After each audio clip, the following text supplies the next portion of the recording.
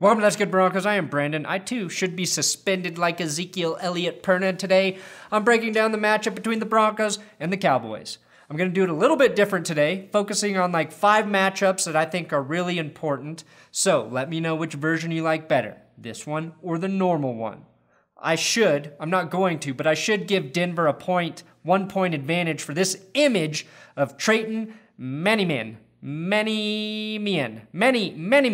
That was posted on the Broncos subreddit by Baja Duba, I think. And a little tip, Cowboys fans, if you stare at the forehead long enough, it will reveal Jerry Jones' deepest, darkest secrets. Yeah, he's always wanted to be a New York Giant. That's Good Broncos.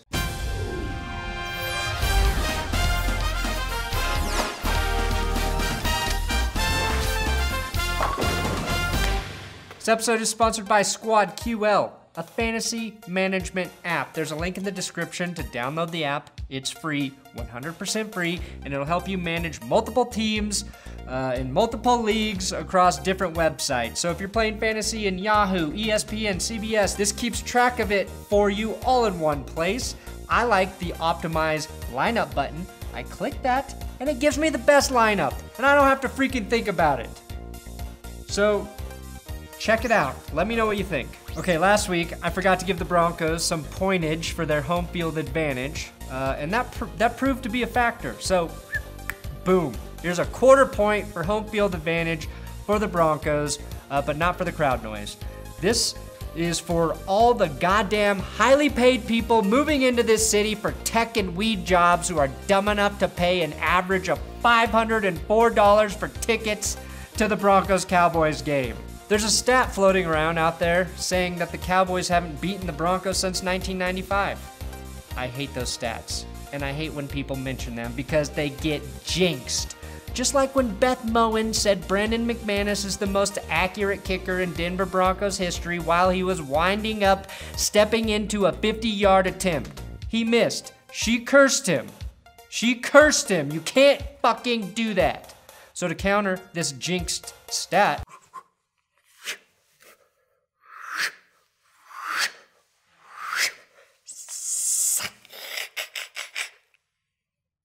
I've been watching a lot of the OA, and that is how I unjinx the jinx stat. I'm going to award both the Broncos and Cowboys 1 point for each trying to replace DeMarcus Ware with another man named DeMarcus. DeMarcus Lawrence for the Cowboys and DeMarcus Walker for the Broncos. Now, DeMarcus Lawrence, this is the most important matchup of the game. The Broncos right tackle versus the defensive end for the Cowboys. Lawrence had 8 sacks last year and is their best pass rusher. We know Watson got worked by Ingram last week, so I expect the Broncos to get him some help with Virgil Green or maybe running backs chipping Lawrence all night, like a bag of Doritos jacked after hitting some of that critical kush. Chippy. It gets chippy when you get high. I believe Watson will play better this week. However, I'm not sure if Denver will be able to run as effectively against Dallas, who gave up the fewest rushing yards last week and all of 2016.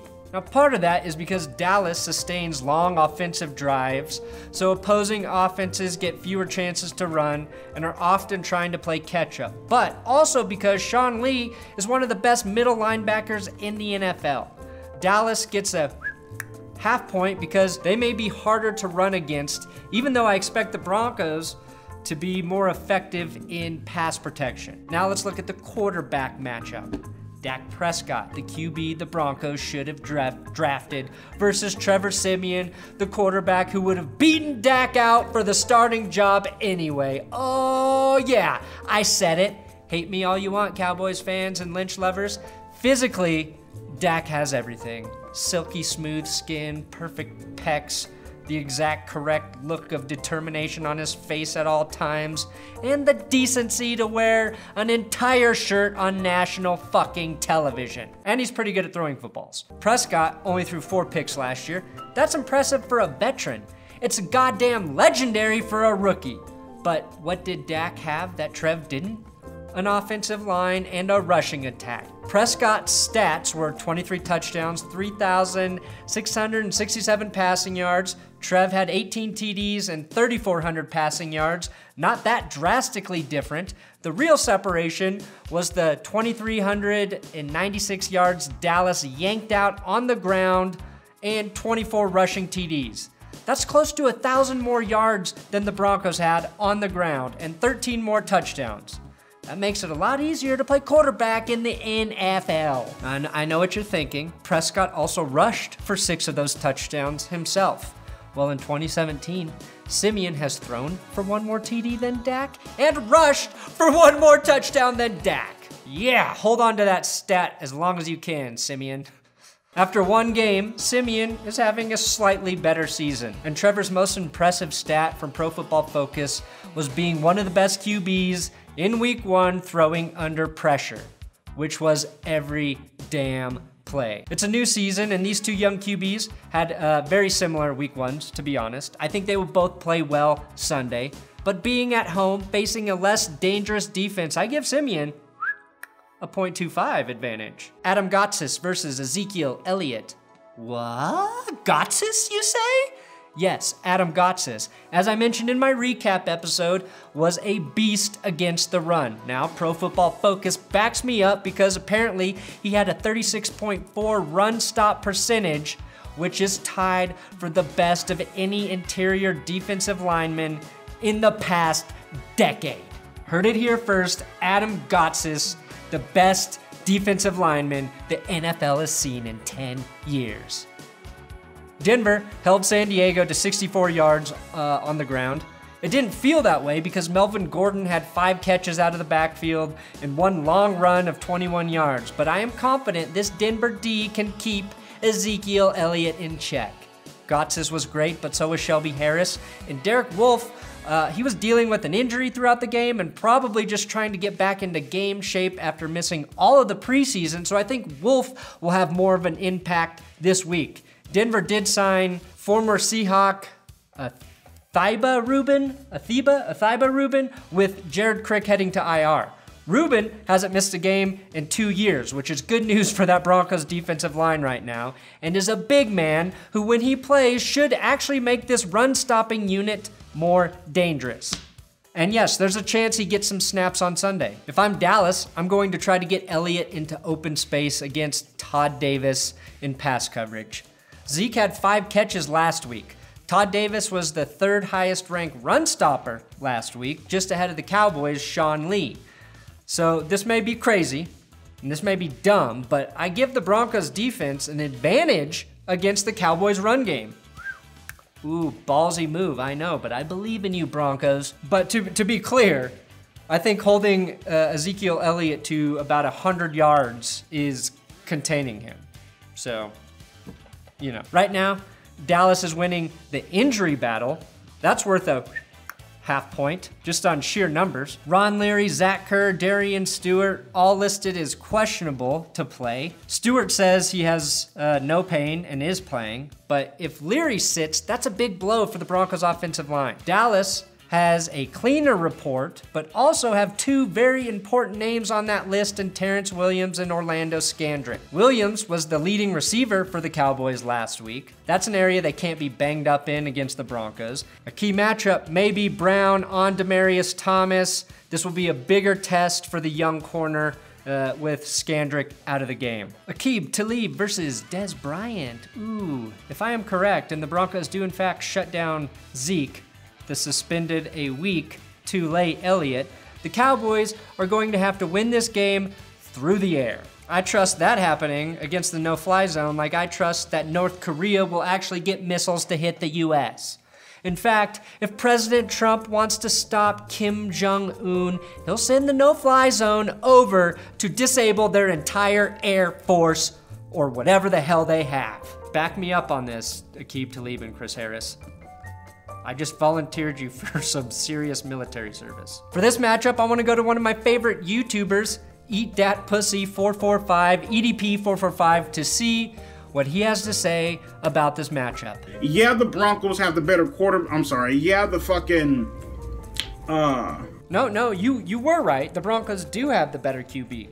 Nobody knows it yet, but continue. I feel like the Denver Broncos have the better overall team, especially my nigga Aqib Talib, you know what I mean, going to be going up against Dez Bryant, locking that motherfucker down. Although I thought Dez Bryant just hit his mother.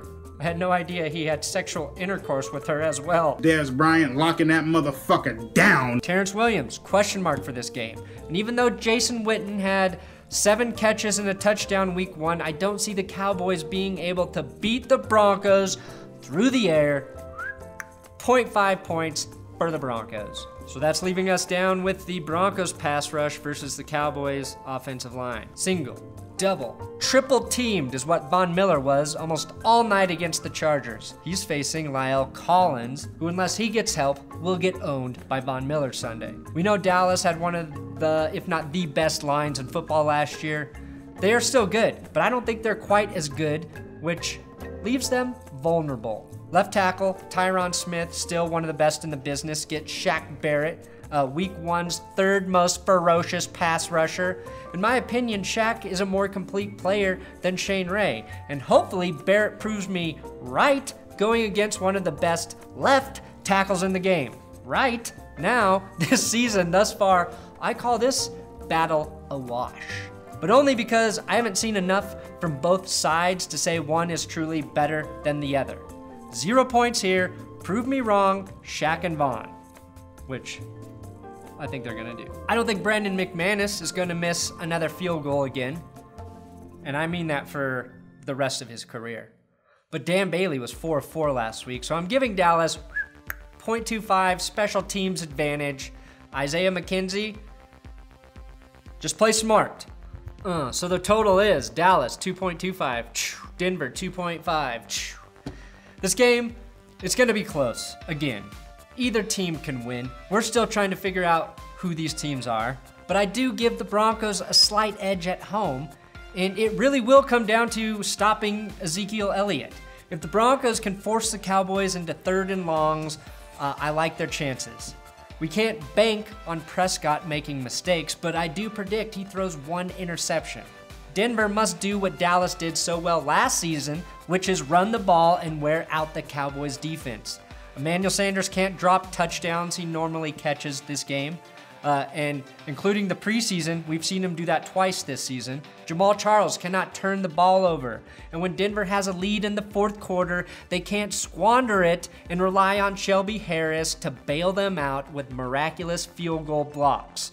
Those are 3 things I want to see Denver improve on. And if Denver's defense stays fresh, if they can get the Cowboys offense off the field, I like the Broncos to win 27-24. Prediction, that's it. I gotta give a big shout out to Eric Gagnon in Ontario, Canada. Congrats on the engagement and future Broncos themed wedding. Happy birthday as well, and you can thank your awesome wife for asking for this shout out. Stay safe during your deployment. Also, big dick shout outs on Patreon to new pledges Zach, Reese, and Meinhardt Erschwantz, who upped their pledge to $5. I've also been informed that Meinhardt Erschwantz means hard dick, or something like that in German. Very good prank. Kaya Ramirez with the big $20 donation, and my man Andrew Johnson with the biggest Johnson at a $35 donation. Andrew is currently serving in the military right now over in Afghanistan, so stay safe, my friend. Thank you. I truly appreciate your support, especially when you are in the shit. This episode is sponsored by SeatGeek. There's a link in the description. Use my promo code ThatsGood and you're gonna get $20 off your first SeatGeek order. As I mentioned, the Broncos Cowboy tickets are ridiculously expensive, so you're gonna wanna save some money with my promo code. SeatGeek is a great ticket buying app. It ranks all the ticket prices, so you know if you're getting a good deal. You can buy NFL tickets, concert tickets, comedy show tickets, whatever you want. And this is how I do it. Promo code ThatsGood. Dallas will lose. Siemian is God. Siemian is Pepe. Dallas will lose. Dallas will lose. Dallas will lose. Siemian is God. Dallas will lose. Siemian is Peyton. Dallas will lose. Siemian is God. Dallas will lose. Peyton Siemian. He will a little better. Tis a bacha voodoo.